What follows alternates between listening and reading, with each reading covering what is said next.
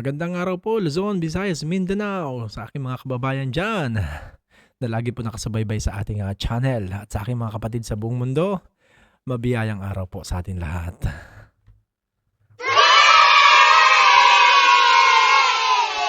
Panibagong video naman tayo, panibagong reaction na naman tayo. Pero ngayon, nakasama natin si Rondin News TV. Ngayon, wala tayong gagawin. Hindi tayo gagawa ng komento, hindi tayo gagawa ng kung ano-ano man. Kundi tayo makikitawa lang dito.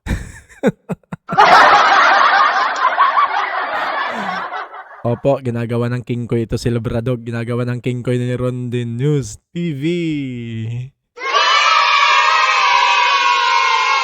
Ano, sabay ka na ba kapatid? Ready ka na ba makitawa? Makitawa lang tayo dito, makitawa lang. Bistado na po si Labradog, bistado na. Kaya naman pala ito nagtatakip simulat sa poll. Pero ito, tingnan nyo naman mukha, poging-pogi. Diba? Hindi ba naman si Raulot kalahati na medyo may pagkatanga? Nagubad ng face mask niya sa harap ng camera, di kitang-kita mukha niya. Ano ka ngayon? Di gagawin ka namin kakatawanan ngayon. Sige na, pagbigyan natin to si Rodney News TV. Pasok! Yon, ito na naman tayo mga kababayan. Pero bago tayo magpatuloy sa ating pag-uusapan, babati muna ako ng magandang hapon sa aking mga subscribers dyan. Sa aking mga viewers, maraming salamat sa inyong suporta. Shoutout sa inyong lahat. At i-shoutout pa rin natin itong mga subscriber na oto-oto nitong si Epifanio Labrador mga kababayan o sa totoong buhay. Ay, nako, Richard Palacio. Ano nakagawa naman ng Palacio yan? Kaya binalikan kita ito eh. Napasaya mo ako eh. Di ibahagi natin sa ating mga masugid ng taga-suporta. Sige, tawa tayo ngayon. Mga ototo. Yung pala hindi patuli. Ay, naka. Sige, banat.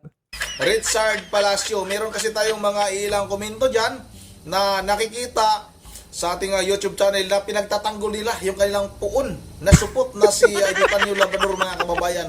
Magtawag pa kayo ng mga kasamaan nyo para sakaling, baka sakali na maniwala ako sa inyo. Yun ang tuloy na tayo kagad sa ating pag-uusapan. Ito'y tungkol na naman kay Epifanio Labrador, ang vlogger na nagtapang-tapangan, ngunit ang katotohanan ay supot naman. Ito na mga kababayan si Richard Palacio alias Epifanio Labrador ay nanginginig na sa takot mga kababayan dahil nga kilala na kung sino ba talaga si Epifanio Labrador. Yung nakita ninyo na inilabas natin dito sa ating YouTube channel, yung mukha na yon, yung nagtanggal ng face mask, no? Yun na yun, si Epifanio Labrador sa totoong buhay, Richard Palacio mga kababayan. Kaya nanginginig na sa takot itong si Richard Palacio ngayon mga kababayan ha. May nagpayo na daw sa kanya na tanggalin na yung kanyang face mask. Total naman, kilala naman daw siya na siya si Richard Palacio. Pero ayaw daw talaga niyang ilantad lagi yung kanyang pagmumukha. Bakit? Dahil nga sa sobrang gwapo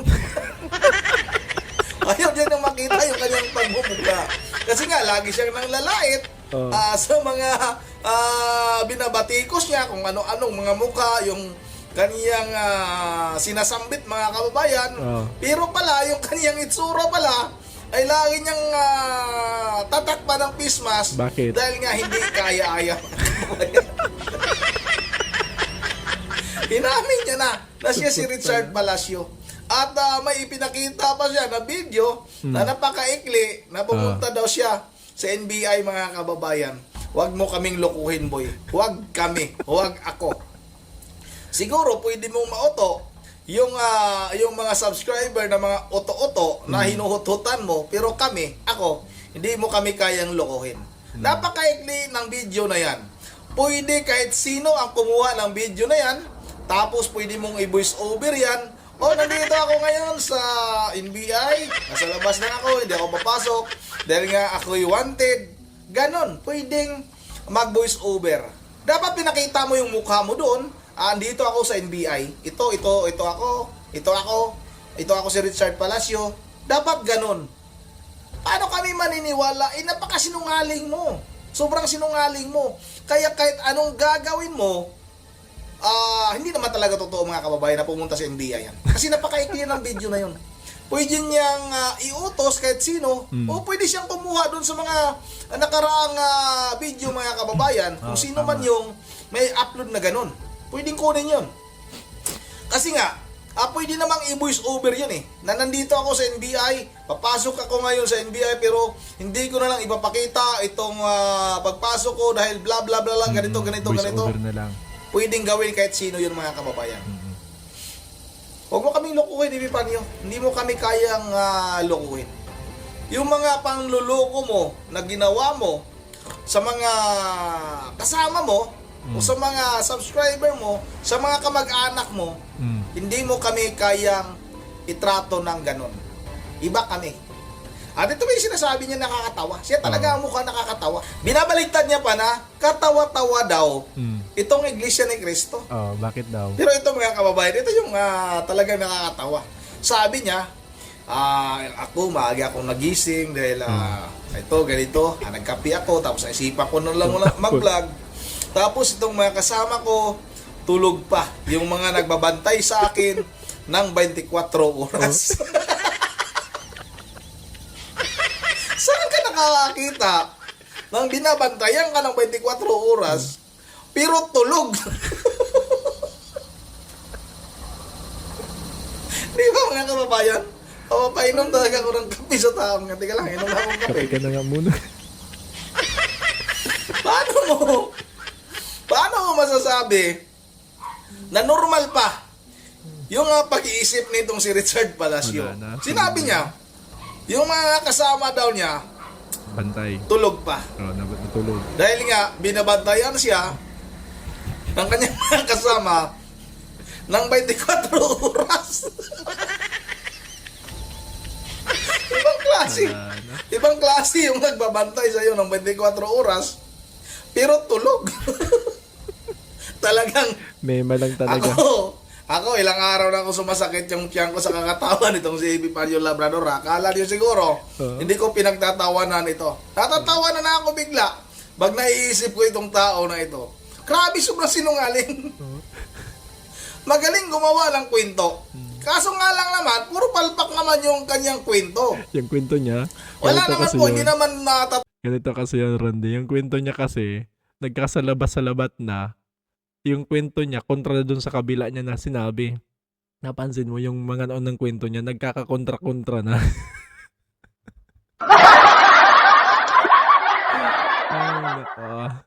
Nabanggit niya dati, agila daw siya. Talagang ito, hindi ko to sinasabi, pero ngayon sasabihin ko na, membro ako daw siya ng agila. Wala man siya may pakitang katotohanan, tapos may kamag-anak daw siya sa NBI. Diba? Hindi lang daw niya sinasabi, pero... Ay, nako. Talagang ano na lang talaga. Ito ang lagi niya sinasabi kay Speaker Romualdez at PBBM. Ito ba talaga ay totoo din? O baka mamaya kinakalad-kalad yung pangalan ng mga binabanggit yung pangalan ng taong ito. Diba? Kaya kaliwa kanan ang ano niyan. Kaliwa kanan ng kanyang kasalanan. Ay, nako. Sige, tuloy mo na nga. Talab sa atin, hindi naman natin paniniwalaan dahil nga barado sa atin lahat ng kanyang mga kwento. Wala. Kwentong barbero lahat. Yung kanyang mga auto-autong subscriber lang, talagang kanyang mauuto. Ito mga kababayan. Ito sabay-sabay natin itong panoorin Patong ko lang dito Ito na. Sige. Ito. Ayan. Pasensya na po kayo kung masyadong Napaga na siya. Siguro mga alas 4 pa lang. So, yung kape ako, naisipan ko na lang na mag-vlog. So, tulog pa yung ating mga kasamahan na kumbaga nagiging bantay po natin 24 oras. Kaya naman, wala tayong problema sa kahit kaninong basta ang ating lamang kalaban ang ating binabantayan, lalong-lalo na Sindong kalaban niya? Ang gulo-gulo niya? Hindi na magkadugtong-dugtong ang kanyang kwento. Pati sarili niya, kaduda-duda na rin ating mga pinapatikos. No? So, naisip ko kasi, dito mga nakarang araw may nabasa ako tungkol nga dun sa sinasabi nilang qualified tip daw na kaso ko. At ako daw ay may warrant. Sa totoo lang mga minamahal ko mga kababayan, Ano? hindi ko lang lubos maisip kung bakit yan ang naisip nilang ipukol sa akin. At meron din daw akong rape na kaso na may warrant din. At meron din daw akong ano pa ba yun isa? Basta marami akong nabasa doon. At ako daw ay Lamok na. pin ng NBI. So, hindi ko maiwasang magtaka na matawa. So, Kami nga rin, natawa na rin eh. kung maalala ninyo, kung di ako nagkakamali, February, January ba yun? Napansin mo ba, Rondi, yung kanyang background? Parang lagaslas ng ng tubig, ano? Wawa naman. Baka dyan na rin niya naliligo sa parang sapa ba yan? O papasok ng October ba yun? Basta itong mga buwan lang. Kung maalala ninyo, yung vlog ko na pumunta ako sa LBC, pinadala ko yung liham sa ating mahal na Pangulo. Liham? Makakarating kaya yun? Nagpadala ng LBC liham papuntang Pangulo. Ay naka, kwento na naman to.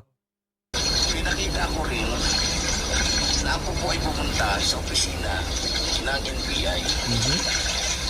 At ayon sa aking nakalap na impormasyon at nababasa, Kaya galing yan. 2017 daw. So 2017, 18, 19, 20. Bilang lang. Kasi Ano ba rin lang. ngayon? 25. So 8 years na. So 8 years na yung kaso. Pero sabi ko nga, bakit sa pabalik-balik ko sa NBI, noong mga araw na yon, noong mga panahon na yon na may nangyari nga doon sa aking anak, at hinihingian nila ako ng detalye, at yun na. Anong yun na? Bakit ni isa walang nagsalita o walang nagsabi? Kasi nung ako po ay pumunta doon sa NBI, hiningian po ko ng ID. So nagbigay po ko ng ID ko, number ko, at ayun. So Ano yun? salita, nakuha nila impormasyon ko. Sa isang linggong pabalik-balik ko communications sa NBI, wala akong nalaman na ako ay mayroong kasun ka doon. Qualified tip, tapos wala pang piyansa. Eh di wow. Di ba? Kung maalala ninyo, pero pa sa mga hindi nakakaalala, eto't panoorin niyo po. Para alam niyo po, sa totoo lang, yung pagpunta ko po ng NBI, binidyohan ko din po yun. Yan. Mga minamahal ko mga kababayan, nandito tayo ngayon sa NBI para yun nga, tungkol doon sa ginawa po ng, yung ginagawa po ng tao sa atin. Tapos saan parang blackmail yung dating nito. So lalapit to tayo dito sa NBI para po matulungan tayo kung anong gagawin natin para sa mga dapat gawin, no? So kasi nakasalalayo dito yung ano po ng aking anak. So yun po. Milig manakot Pasok talaga po ito. tayo ngayon dito at pakikipag-usap sa kanila para po matulungan tayo sa mga dapat nating gawin. So yun, mga minamahal ko mga kababayan. So talagang sinikap ko po, hindi ko na lang po papakita yung mga agent na kausap natin dahil sa Agent daw. una-una, In your dreams. ayaw nila. So trabaho lang yung kanila. So yun, malinaw po yun. Nasa opisina po ko nung araw na yun. Ako po ay Opisina. lumulog sa NBI. Ilang ha? Ilang? Pero bakit? Kung meron akong 2017 yun ang pinagtatakahan ko. At yun ang, pero, para sa akin, ang pumasok naman sa akin,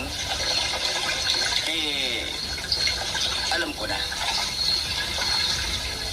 At alam ko na rin kung sino-sinong mga tao ito na gumawa ng kwento para sa akin. Kahapon lang, nag-usap-usap kami. Sino kasap mo?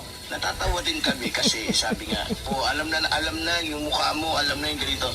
Magbukas ka na ng face mask. Tama, tanggalin mo lang yan. Lalo akong natawa. Sabi ko, loko-loko ba kayo? Pinalantad ko para makita ninyo yung totoo kong mukha. Bakit? Yan na yun yung pinakita sa inyo. Yun, baka yun ang mukha, di ba? So, di yun na, kasi yun ang pinalabas nila. Alam nyo, hindi ko lang, hindi ko maiwasang matawa. Bakit? Hindi ko maiwasang matawa na Natawa na rin eh. talagang masasabi mo, grabe nakadesperado. Desperado na no? Grabe nakadesperado. Okay na yan, patay mo na yung Gising na yung kasama mo. So, hindi ko lang maiwasan matawa. Dahil talagang, kumbaga para silang desperado na. Diba? Talagang masasabi ko na yung pamunuan ng iglesia ni Manalo, na Diablo, gagawa't gagawa yan para masira lamang yung tao. Nagsira sa sarili mo eh. Nagsasalita ng katotohanan. Wala naman ibang naninira sa'yo eh, kundi ikaw lang din eh. Kaya di ba anino mo ngayon yung kaaway mo? Parang totoo yata yung tumalon na. Tumalon sa bintana. Wala ka namang kaaway, sarili mo naman. Laban sa kanila. Ano bang katotohanan ang pinagsasabi mo, Epipanyo Labrador? O sa totoong buhay, Richard Palacio? Ang katotohanan lang naman talaga, ikaw ay supot. Yan ang katotohanan. Pero sa mga sinasabi mo, puro kasinungalingan lang yan. Wala talaga kahit isa man lang na totoo sa mga sinasabi mo. Ikaw yung nag-umpisa na manira sa pamunuan ng Iglesia ni Cristo, kung ano-anong panglalait ang sinasabi mo kay Eduardo Manalo, kay Congressman Marcolita, siniraan mo pa yung QGC, pati si dating Pangulong Duterte, pati si Vice President Sara Duterte. Ano ba ang pakay mo para sirain mo sila ng ganon? Sino ba yung nag-utos sa'yo? Alam naman natin mga kababayan na itong tao na ito ay isang bayaran. Nakita na natin yung kanyang video kung saan nagpapakita siya ng baril. At humingi siya ng 1 milyon para itumba daw niya si dating Congressman Arnie Teves. Itong tao na ito ay bayaran ito. At may patunay tayo na itong si Epipanyo Labrador sa totoong buhay, Richard Palacio, ay nangutot sa kanyang mga subscriber. Yeah. Kasi isa sa kanyang mga subscriber, mga kababayan, na si Ma'am Joyce ng Japan, ay talagang nagsasabi o nagsabi sa akin na siya mismo minisits nitong si Epipanyo Labrador. Palang Nagpadala mukha po ito ng GCash number Hello? para daw doon ipadala yung pira na hinihingi niya. Ang kapal ng mukha nitong tao na ito. Sobrang kapal ng mukha. Kung gaano kakapal yung helmet niya dahil hindi pa nga siya natutuli. Ganon din kakapal ang mukha nito. May helmet ka, may face mask ka na nga, may helmet ka pa. Kaya nga mga kababayan, ayaw talaga niyang tanggalin yung kanyang face mask. Dahil nga, ito'y takot na takot. Supot nga. Sobrang takot niyan. Habang naiisip niya, kung halimbawa, talagang laging nakikita yung kanyang pagmumukha dyan sa kanyang mga video, iba ka yung mga panglalait na ginawa niya. Lahat ay siya yung tatamaan. Tama. Manglait ka kasi, wag mong gawin yan. Wag mong gawin yung panglalait. Dahil lahat tayo, ginawa ng Panginoon ng maganda at gwapo. Eh, Yun ang bakit satakpan lang niya, diba? kasabihan mga kababayan. Wala pong ginawa ang Panginoon na pangit. Siguro ikaw lang yun. Ikaw lang yun, Epipanyo Labrador. Kaya, yung sinasabi mo na natatakot yung pamunuan ng Iglesia ni Cristo dahil sa mga ibinubunyag mo, wala naman pong katotohanan lahat yan. Puro panira. Ikaw yung takot na takot. Dahil nga, inamin mo na sinabihan ka na, pinayuhan ka na tanggalin mo na yung pismas mo. Total, kilala ka naman eh. Alam naman kung sino ka ba talaga.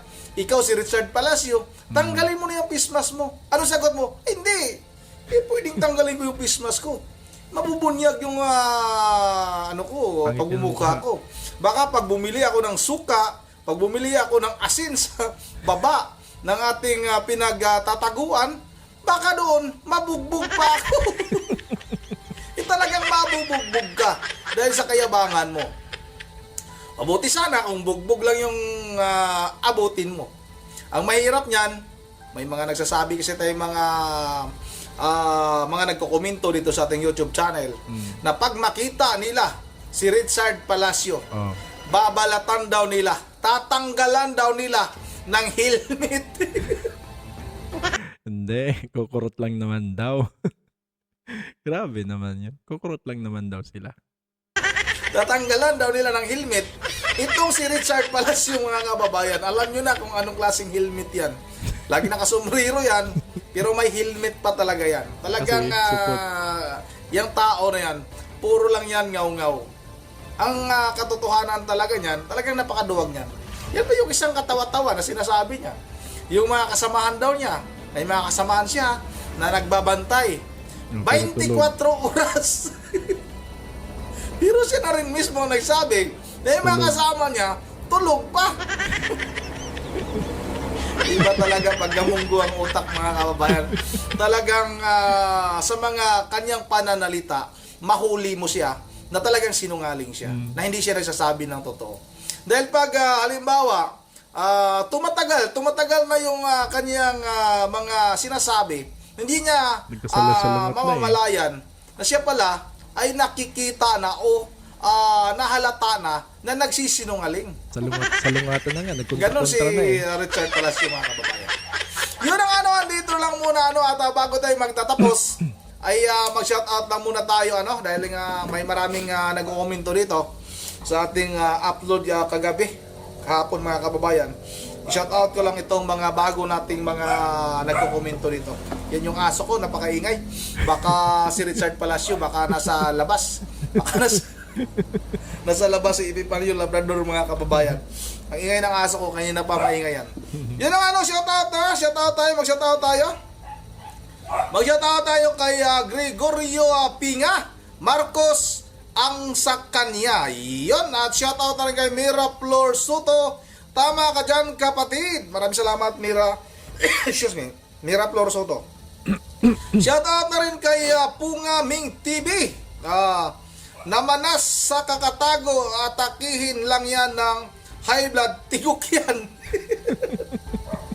Shoutout na rin kay Elmer Rolanda. Support talaga si Epipanyo Labrador Ungas. Marami na talaga nakakaalam na ikaw ay isang talagang support. Shoutout na rin kay Milagros Ang haba ng shoutout mo, kapatid. Pinida.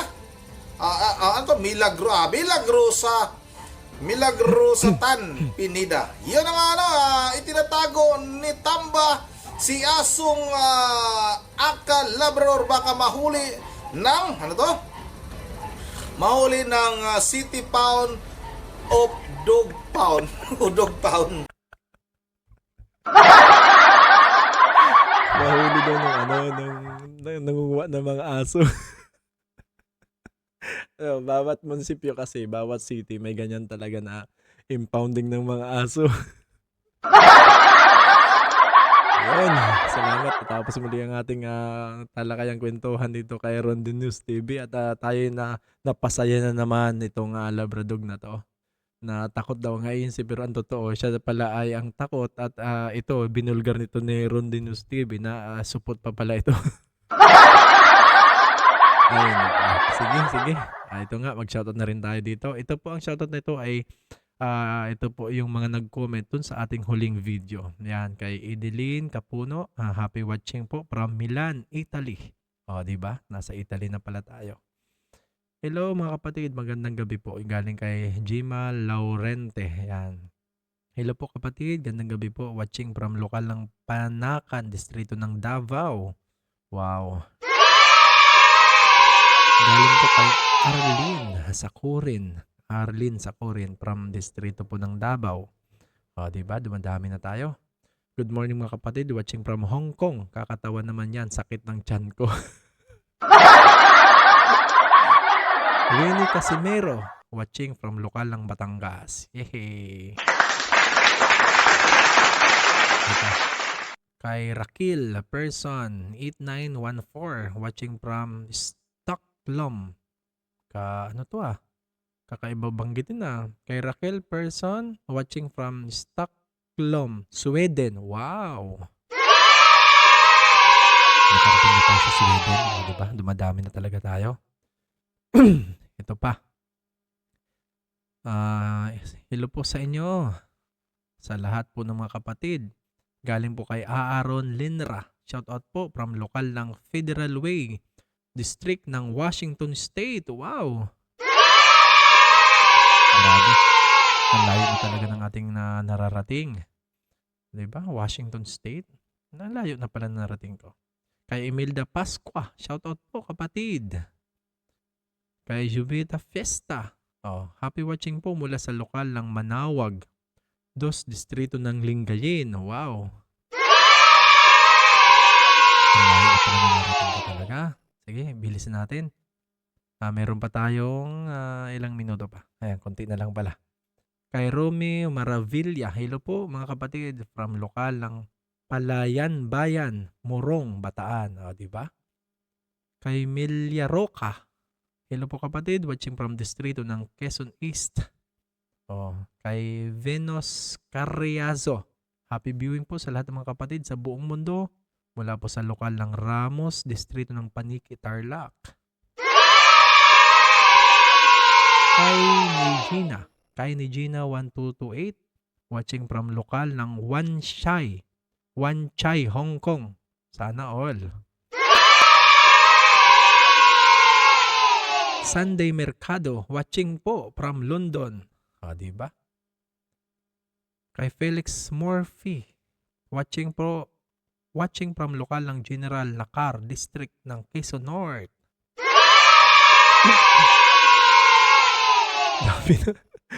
Page Funny Video Clips, watching from Kingdom of Saudi Arabia, District ng Arabia East. Wow.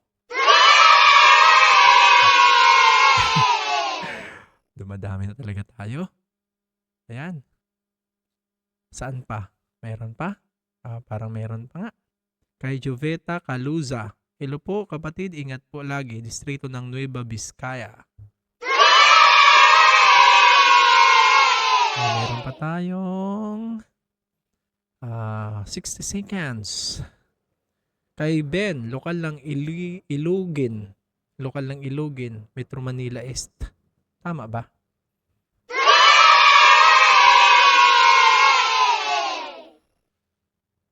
Kay Samer Balulong. Dumadami na tayo. Samer Balulong, kapatid.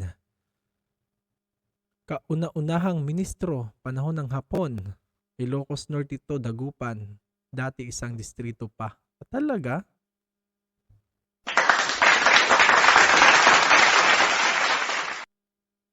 Sige. Muli po. Hanggang dito na lang po muna tayo. Ayan. Tika lang, sa dulo. Ayun, nakarating sa dulo. Maraming salamat po sa mga nag-comment doon sa ating huling video. Nakasama po natin si Tinig ng Karunungan. Sa mga gusto na po magpa-shoutout. Yan, sa dulo lang po tayo magsa-shoutout para tuloy-tuloy po ang ating ginagawang video. Man, mag-iingat po tayo lagi mga kapatid. Muli po, Bye-bye! Sa mga hindi pa po nakasubscribe dyan, papindot naman po ng ating subscribe button. Libre po yan. Thank you. Bye-bye!